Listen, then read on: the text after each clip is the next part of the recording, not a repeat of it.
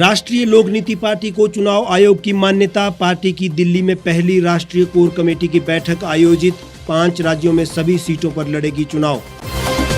भारत में drugs controller general of India ने दी Sputnik light के ट्रायल की मंजूरी। इसकी एक ही डोज का दावा किया गया। आतंकी साजिश के भंडाफोड़ के बाद दिल्ली पुलिस ने 4 संदिग्धों को किया गिरफ्तार। दिल्ली समेत मेट्रो शहरों में था सीरियल बम धमाके का प्लान। तालिबान के कब्जे से 2 तालिबानी नेताओं की गुमशुदगी को लेकर लग रहे कई कयास। गुजरात में भयंकर बारिश से सब कुछ जलमग्न। बाढ़ में कई लोगों की हो चुकी है मौत। और नगर निगम वार्ड 25 मलियाना में समस्याओं का अंबार। सार्वजनिक शौचालय और बसों जैसी मूलभूत सुविधाओं से होना पड़ रहा है 2-4।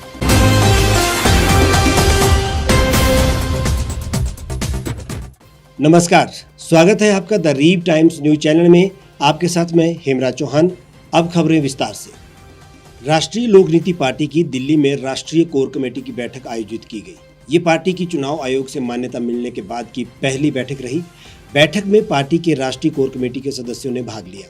चुनाव आयोग द्वारा पार्टी को मान्यता दे दी गई है। साथ ही पार्टी देश भर में लोक नीति को लेकर लोगों के बीच में जा रही है और देश में लोक नीति के माध्यम से ही चर्चा करने के बाद चुनाव में उतरने का भी मन बना चुकी है। पार्टी के साथ देश भर के बुद्धिजीवियों और युवाओं का जुड़ना जारी है। पार्टी आगामी 5 राज्यों में होने वाले चुनाव में सभी सीटों पर चुनाव लड़ने की बात कर रही है।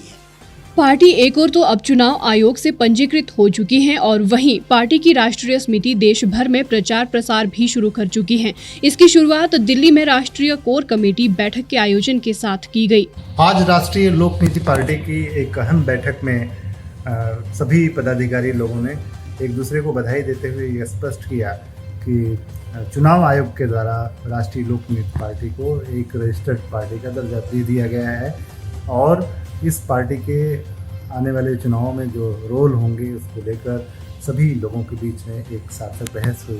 बैठक में पार्टी के देश भर से जुड़े राष्ट्रीय सदस्यों ने भाग लिया। इससे पूर्व देश के वयोवृद्ध नेता और बुद्धिजीवी मुरली मनोहर जोशी से भी पार्टी के मेंटोर एवं सदस्यों ने शिष्टाचार भेंट की।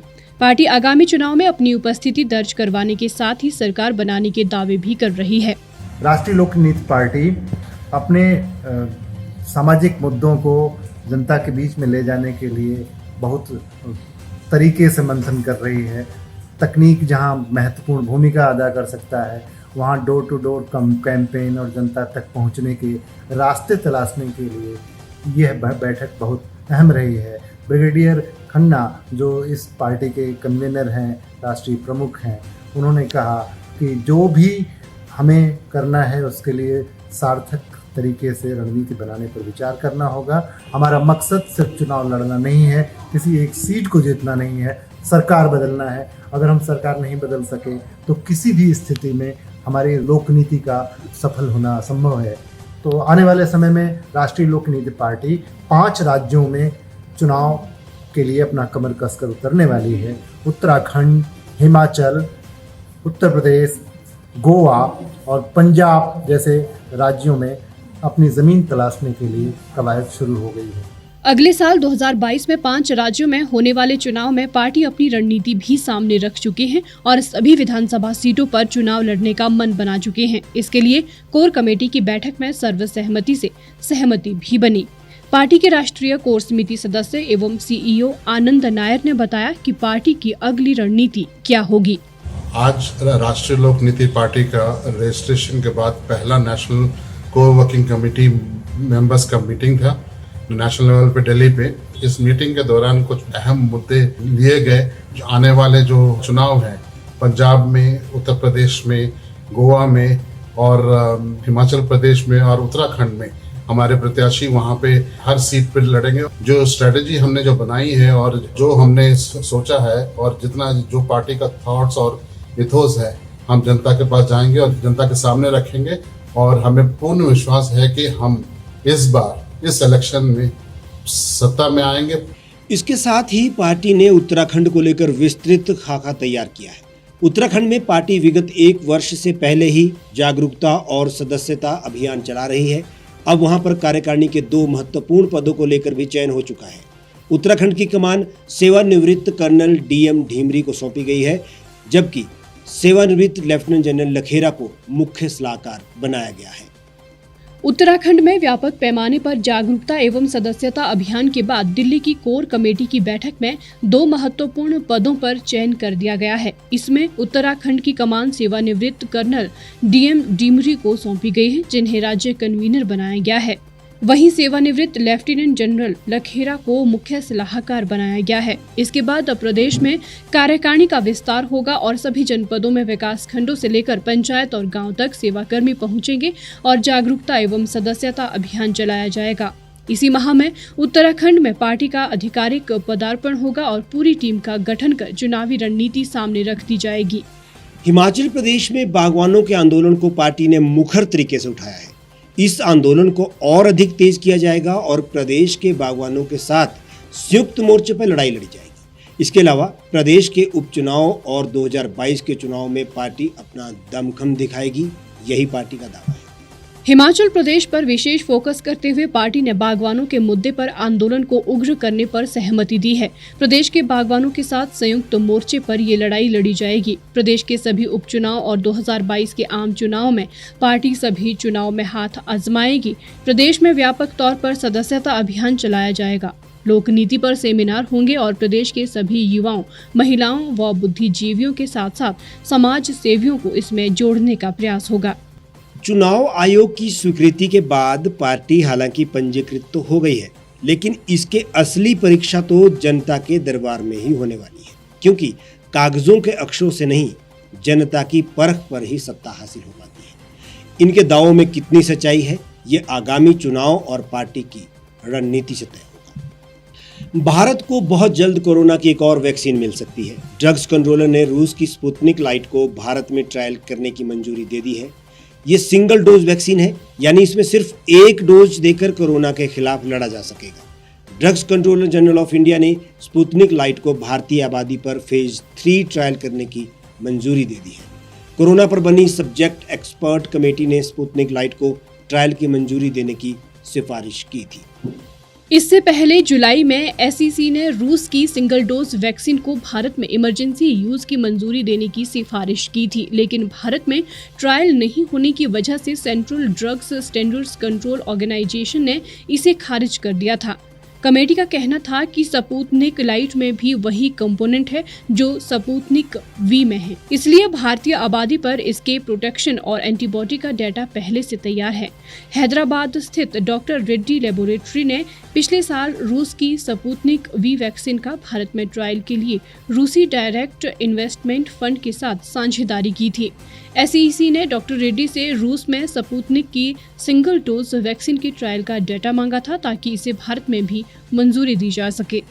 हाल ही में एक स्टडी में सामने आया था कि कोरोना के खिलाफ स्पुतनिक लाइट की एफिकेंसी 78.6% से 83.7% के बीच है, जो डबल डोज वैक्सीन से भी कहीं ज्यादा है।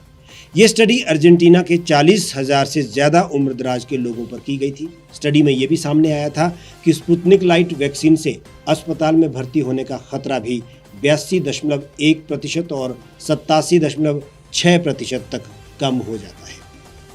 पाकिस्तानी खुफिया एजेंसी ISI और अंडरवर्ल्ड की आतंकी साजिश के भंडाफोड़ के बाद दिल्ली पुलिस के पकड़े गए 4 संदिग्धों का 14 दिन का रिमांड मिला है। आतंकियों को पकड़ने के लिए पूरे देश में दबिश दी जा रही है। गिरफ्तार आतंकियों ने शुरुआती पूछताछ में ये बताया कि उनको देश में दिल्ली सहित मेट्रो शहरों में CL बम धमाके करने थे। ओसामा और जिशान बम बनाने की तैयारी कर रहे थे। इन्होंने 2 IED बना भी ली थी। पूछताछ में ये बात भी सामने आई कि दिल्ली के बाद अयोध्या समेत यूपी आतंकियों के निशाने पर थे। जिन 4 संदिग्ध आतंकियों का रिमांड दिल्ली पुलिस को मिला है, उनमें जान मोहम्मद, ओसामा, मूलचंद और मोहम्मद अबू बकर शामिल हैं। 2 अन्य संदिग्ध जिशान कमर और आमिर जावेद को आज कोर्ट में पेश किया जाएगा। वरिष्ठ पुलिस अधिकारी ने बताया कि और आतंकियों को पकड़ने के लिए पूरे देश में दबिश दी जा रही है। गिरफ्तार आतंकी पूरे देश को दहलाने की साजिश रच रहे थे। इसका अंदाजा इस बात से लगाया जा सकता है कि आतंकियों के कब्जे से 2 किलो RDX, 2 हथगोले, 2 इटालियन पिस्टल व भारी मात्रा में कारतूस बरामद किए गए हैं। तबाही का ये सारा सामान प्रयागराज से बरामद किया गया है। यहाँ से गिरफ्तार आतंकी जिशान व विस्फोटक को दिल्ली लाया जा रहा था। दिल्ली पुलिस के स्पेशल सेल के एक वरिष्ठ अधिकारी का दावा है कि आरडीएक्स व हथगोले पाकिस्तान से भारत आए हैं। विस्फोटक व हथियारों को लाने ले जाने का काम चल रहा था। साथ में जिन जगहों पर बम धमाके करने थे उन जगहों की रैकी की जा रही थी। शुरुआती जांच में ये बात सामने आ रही है कि आतंकियों के कई मॉड्यूल अभी देश में हैं। देश में 15 से 20 आतंकी और हो सकते हैं। अफगानिस्तान पर कब्जा जमाने के बाद अब तालिबान की अंतरिम सरकार बन चुकी है। प्रधानमंत्री समेत अन्य पदों पर नियुक्तियां भी हो गई है, लेकिन 2 सीनियर तालिबानी नेताओं की गुमशुदगी को लेकर कयासबाजियों का दौर तेज हो गया है। दरअसल तालिबान के सुप्रीम लीडर हैबतुल्ला अखुंदजादा और वर्तमान सरकार में डिप्टी पीएम मुल्ला अब्दुल गनी बरादर सार्वजनिक रूप से नहीं दिख रहे हैं। काबुल पर तालिबान के कब्जे के बाद से ही सुप्रीम लीडर हैबतुल्ला अखुंदजादा आज तक नहीं दिखा है। हालांकि नई सरकार की घोषणा के बाद अखुंदजादा की तरफ से एक सार्वजनिक बयान जारी किया गया था। तालिबान की तरफ से ये भी कहा जाता रहा है कि अखुंदजादा जल्द ही सार्वजनिक मौजूदगी दर्ज करवाएंगे, लेकिन अभी तक ऐसा नहीं हुआ है। इसके अलावा तालिबान सरकार में डिप्टी पीएम मुल्ला गनी बरादर के बारे में भी अफवाहें हैं कि वो या तो मारा जा चुका है या फिर बुरी तरह से जख्मी है। दरअसल कुछ दिनों पहले बरादर और हक्कानी गुट के बीच खूनी झड़प की खबरें सामने आई थी। कहा गया है कि ये झड़प पंजशीर के मुद्दे से निपटने को लेकर विभिन्न विचारों के कारण हुई। हालांकि तालिबान ने ऐसी खबरों को सिरे से खारिज किया और मुल्ला बरादर ने भी ऑडियो मैसेज देकर खुद को फिट बताया है। जहां पहाड़ों में भारी बारिश से जनजीवन अस्त व्यस्त हुआ है, वहीं मैदानी इलाकों में मूसलाधार बारिश से लोग बेहाल हैं। गुजरात में भयंकर बारिश के चलते डरावनी तस्वीरें सामने आ रही हैं। सौराष्ट्र क्षेत्र में कई लोगों की मौत हो चुकी है और जामनगर, जूनागढ़ और राजकोट में नदियां उफान पर हैं और हर जगह पानी पानी हो गया है। गुजरात में बारिश ने इस कदर जिंदगियों पर कहर बरपाया है कि सैलाब के बीच कई लोग फंसे हुए हैं। इस आपदा के बीच मौसम विभाग ने 16 सितंबर तक मूसलाधार बारिश का अलर्ट जारी किया है। मछुआरों को समंदर में ना जाने की सलाह दी गई है। एनडीआरएफ की टीमों से लेकर एयरफोर्स लोगों की जान बचाने के लिए जी जान से जुटे हैं। गुजरात में सड़कों पर सैलाब का मंजर है। घर मकान बाढ़ के पानी में डूब गए हैं। गुजरात में हो रही बारिश का सबसे ज्यादा असर सौराष्ट्र इलाके में है। गुजरात का सौराष्ट्र एक ऐसा इलाका है जहां आमतौर पर कम बारिश होती है, लेकिन इस बार सितंबर के महीने में गुजरात के सौराष्ट्र में रिकॉर्ड तोड़ बारिश हुई है। इस बार हालांकि बारिश कम हुई है, लेकिन जो हुई उससे नुकसान भी उतना ही हुआ है। हिमाचल प्रदेश में भी सितंबर माह में बारिश ने कहर ढा दिया है। मैदानी इलाकों में तबाही और पहाड़ों में भूस्खलन से इस बार नुकसान बहुत ज्यादा हुआ है। समाज में खुले शौच से मुक्त बनाने की दिशा में पूरे देश भर में कार्य हो रहा है ताकि देश को खुला शौच मुक्त बनाया जाए। इसके तहत कई पंचायतों को अवार्ड भी मिल चुके हैं। लेकिन यदि हम शिमला नगर निगम के तहत वार्ड 25 मल्याना की बात करें तो यहाँ पर सार्वजनिक शौचालय अभी तक नहीं बन पाया है, जिससे यहाँ लोगों को, खासकर महिलाओं को, खासी दिक्कतों का सामना करना पड़ रहा है। कूड़े के ढेर और पार्किंग की समस्या जस की तस है। राजधानी शिमला के नगर निगम के तहत पड़ने वाले वार्ड नंबर 25 मल्याना में बस स्टैंड पर शौचालय जैसी मूलभूत सुविधा के ना होने से यहां स्थानीय लोगों को ही नहीं बल्कि यहां पर बस का इंतजार कर रहे लोगों, खासकर महिलाओं को खासी दिक्कतों का सामना करना पड़ता है। लोगों का कहना है कि यहां पर सार्वजनिक शौचालय की अभी तक कोई भी सुविधा नहीं दी गई है। बार बार आग्रह करने पर भी ये समस्या जस की तस बनी हुई है। सबसे बड़ी समस्या हमें मल्याना में आ रही है वो है टॉयलेट की समस्या। इसके ऊपर पिछले बहुत टाइम से जो है कांग्रेस और बीजेपी की राजनीति भी चल रही है, मगर आज तक ये समस्या हल नहीं हो पाई है। यहाँ पे पंचायत और एमसी के द्वारा जगह भी अलॉट कर दी गई है टॉयलेट के लिए, मगर उस पर कोई भी काम नहीं हो रहा। स्थानीय पार्षद को भी अवगत कराया। इससे पहले जब हमारे कॉमरेड्स की गवर्नमेंट होती थी म्यूनिसिपल कॉर्पोरेशन शिमला में, तो मेयर और डिप्टी मेयर ने यहाँ पे विजिट भी किया था। उस टाइम भी यहाँ पे काफ़ी बवाल हुआ था, मगर लास्ट तक भी अभी तक यहाँ पे शौचालयों का जो है वो कोई भी समाधान नहीं हो पाया है और शौचालय नहीं बना है। लोगों को अभी भी जो है वो स्वच्छ भारत अभियान के बावजूद भी हमें खुले में ही शौच के लिए जाना पड़ता है और लेडीज़ को जो है वो सबसे ज़्यादा समस्या आ रही है यहाँ पे टॉयलेट की। मतलब बहुत सारी प्रॉब्लम्स है कि मतलब जैसे कि टॉयलेट नहीं है हमारे पास, और हमारे पास मतलब कोई लोग आते हैं तो मतलब कोई लेडीज़ आती है, कोई मतलब फैमिली मेम्बर्स आते हैं, तो हमारे पास सामने मतलब टॉयलेट बन रहा था, उस पर भी काफ़ी टाइम से वो चला, विवाद चला हो गई। मतलब ये सुलझने में नहीं आ रही बात। ये जो समस्या है इस समय पब्लिक टॉयलेट्स की है, तो हमने पहले भी मेयर डिप्टी मेयर के पास काफ़ी प्रयास किया था इस मुद्दे को सुलझाने का कि लोग यहाँ पे बहुत परेशान हैं, विशेषकर जब यहाँ पे महिलाएं आती हैं तो उनको बड़ी समस्या रहती हैं, और बाकी जो लोग हैं यहाँ पे कारोबारी हैं उनको भी समस्या है ही। तो हम चाहते हैं कि प्रशासन जल्दी से जल्दी इस पर कार्रवाई करे और इस मुद्दे को सुलझाएं। वहीं दूसरी तरफ यहाँ पर बसों की भी कोई खास व्यवस्था नहीं है, जिससे लोगों को काफी समय तक बसों के इंतजार में खड़े रहना पड़ता है। खासकर यहाँ शाम 6 बजे के बाद कोई भी बस सुविधा नहीं है। ऐसे में लोगों को टैक्सी कर आना जाना पड़ता है। लोगों ने ये भी मांग की है कि यहाँ पर 6 बजे के बाद भी बस सुविधा प्रदान की जाए। यहाँ पर पार्किंग की भी उचित व्यवस्था न होने से लोगों को मजबूरन सड़कों के किनारे ही अपने वाहनों को खड़ा करना पड़ता है, जिससे यहाँ पर जाम की स्थिति कई बार पैदा हो जाते हैं। बस की प्रॉब्लम है, शाम को 6 बजे के बाद ना महली के लिए बस मिलती है, ना संजौली के लिए बस मिलती है।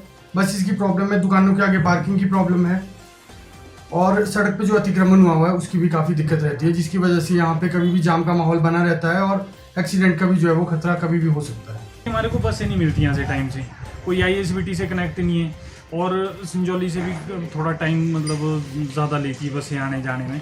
और बाकी है हमारा पार्किंग का, और दुकानों के आगे सब दुकानदारों के आगे गाड़ियाँ खड़ी रहती है। जितने भी ये दुकानों में अंदर जाने के लिए, एंट्री के लिए हमारे पास जगह नहीं रहती। तो मतलब हमारे को बहुत प्रॉब्लम है। अगर मतलब कोई प्रशासन का कोई भी मतलब जैसे कोई नेता है, कोई मतलब कोई एम्प्लॉयज है, कोई इस तरह का कोई कदम उठाए तो मतलब हमारे को थोड़ा इससे राहत मिल सकती है। तो बसेस की बहुत ज़्यादा प्रॉब्लम है, आप देख रहे होंगे 10 बजे के बाद काफ़ी वेट करना पड़ता है, कभी आधा घंटा रुकना पड़ता है, कभी 1 घंटे रुकना पड़ता है। तो हमारा प्रशासन से हमने पहले भी आग्रह किया है कई बार, और अब भी आपके माध्यम से भी हम आग्रह करते हैं कि बसेस की जो समस्या है बहुत बड़ी हैं, तो जितनी भी बसेस महली आती है उन सब बसों को मल्याना किया जाए तो बेटर रहेगा। वार्ड में 2-3 समस्या सबसे ज़्यादा दिक्कत वाली है। एक तो यहाँ पे टॉयलेट नहीं है, फर्स्ट प्रायोरिटी। सेकंड, शाम को बसेस नहीं है। थर्ड, यहाँ पे पुलिस की घूमती होनी चाहिए, सबसे ज़्यादा ज़रूरी होगी है आजकल। चौथी है कि पार्किंग, अगर आपने यहाँ गाड़ी लगाई है इसमें देख लो, अब वो लाइन वहाँ पे है, देखो अगर आपको दिख रही है तो वहाँ पे देखो, वहाँ कैसे गाड़ी लगेगी, स्पेस में गाड़ी कैसे लगेगी, इधर को चलान हो रहे हैं, कहीं ना कहीं तो लगाएगा ही बंदा गाड़ी।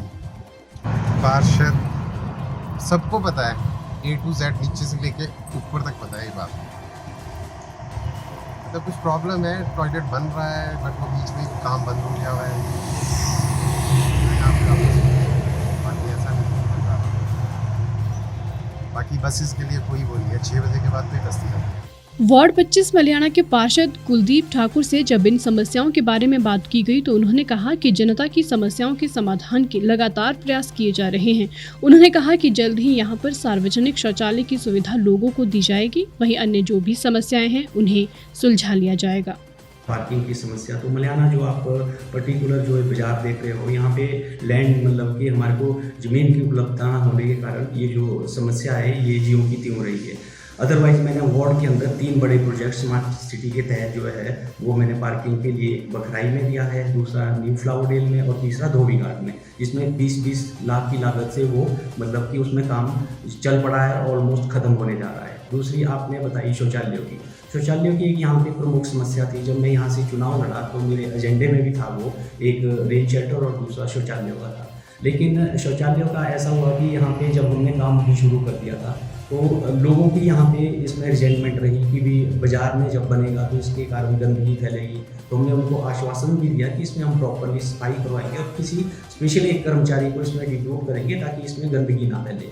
लेकिन लोगों की इतनी रिजेंटमेंट होने के बावजूद वो ज्यों का त्यों है। लेकिन हम प्रयास फिर भी कर रहे हैं कि आने वाले समय में इसको सिरे में चढ़ा के रहेंगे। और तीसरा, जहाँ तक आपने बसों का बताया, तो बसों का ऐसा है कि यहाँ पे प्राइवेट बसेस तो मल्याना बस स्टैंड, मैली, इस तरफ संजौली के लिए चलती रहती है। हाँ, सरकारी यहाँ पे एक ISBT टू ढली चलती है, उसकी लास्ट टाइमिंग शाम को 5 बजे है। तो इसमें कोशिश करेंगे कि भी आने वाले समय में इसको मतलब कि बसों की जो है वो सरकारी बसों की 1-8 बस जो है और लगा सकें। हमने अभी मेरे पास एक तो एरिया बहुत लंबा है, गोकुल रोड में हमने अभी रोड का जो कार्य प्रगति पे था उसको मेटल भी कर दिया है, स्ट्रीट लाइट्स वहाँ पे लग गई है। और हमारा ये जो शॉर्टकट जो SU सेक्रेटरीट जो रोड जाता है इसको भी अभी हमने अभी 3-4 महीने पहले इसको मेटल करा है, इसकी भी टायरिंग हो रखी है।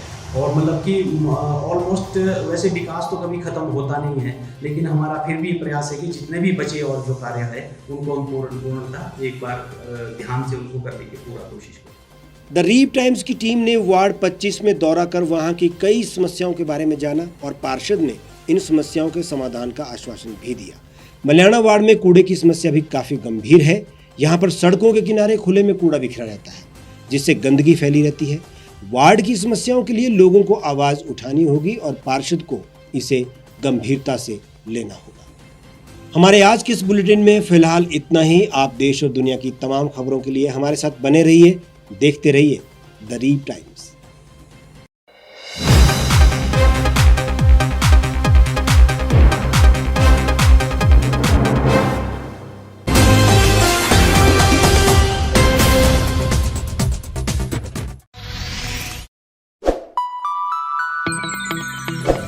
खबरों में बने रहने के लिए सब्सक्राइब करें द रीप टाइम्स, लाइक और शेयर करना ना भूलें। गांव की चौपालों से लेकर संसद के गलियारों तक, गृहिणी के चूल्हे से लेकर निवेश और बाजारों तक, किसानों के हाल से लेकर खेत और खलिहानों तक, शिक्षा और स्वास्थ्य से लेकर खेल के मैदानों तक, संसद के प्रधान से लेकर पंचायत के पंच तक, सेंट्रल हॉल से लेकर ग्राम सभा के मंच तक, हर खबर पर रहेगी हमारी पैनी नजर।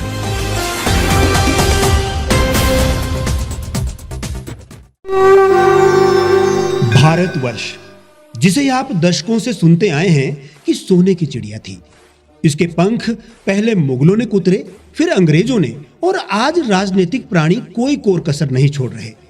आज भी लगभग 25 करोड़ लोग रात को भूखे सोते हैं। करीब 2 करोड़ लोगों के पास घर नहीं है। भ्रष्टाचार में हमारा 176 देशों में 80 नंबर आता है। औसतन 100 महिलाओं के साथ हर दिन ज्यादतियां होती है और ना जाने क्या क्या। देश की संसद से कुछ ही दूरी पर चादर लपेटे सैकड़ों लोग सुबह नील गगन के नीचे सोए हुए मिलते हैं। क्या आप एक ऐसे भारत की परिकल्पना नहीं करना चाहेंगे जहां कुछ ऐसा किया जाए कि 1 वर्ष के भीतर देश में कोई भिखारी या लाचार भी आश्रयहीन न रहे? लोगों को सभी सरकारी सेवाएं घर द्वार पर ही प्रदान की जाएं, ताकि दफ्तर या कर्मचारी के चक्कर ना काटने पड़े। भ्रष्टाचार जड़ से समाप्त हो जाएगा। सेवा प्रदाताओं की पब्लिक रेटिंग यानी जनाकलन और तकनीक द्वारा अपराधों का शून्यकरण किया जाए। स्वास्थ्य और आधारभूत शिक्षा सभी के लिए समान गुणवत्ता के साथ निशुल्क प्राप्त हो, और भी बहुत कुछ। यदि आप इस पवित्र राष्ट्र निर्माण यज्ञ का हिस्सा बनना चाहते हैं तो आज ही राष्ट्रीय लोक नीति पार्टी से जुड़ें। अब देश राजनीति से नहीं, लोक नीति से चलेगा। विजिट करें वेबसाइट rashtriyalokniti.org।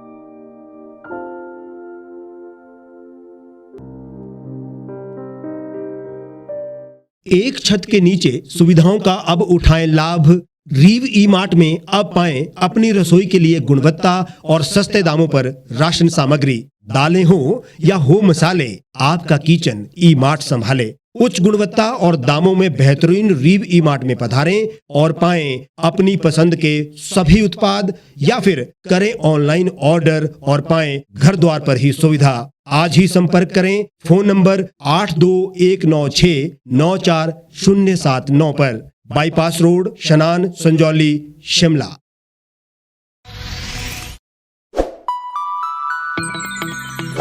लेटेस्ट खबरों के लिए आप यूं ही देखते रहिए द रीव टाइम्स। लाइक, शेयर और सब्सक्राइब करना ना भूलें।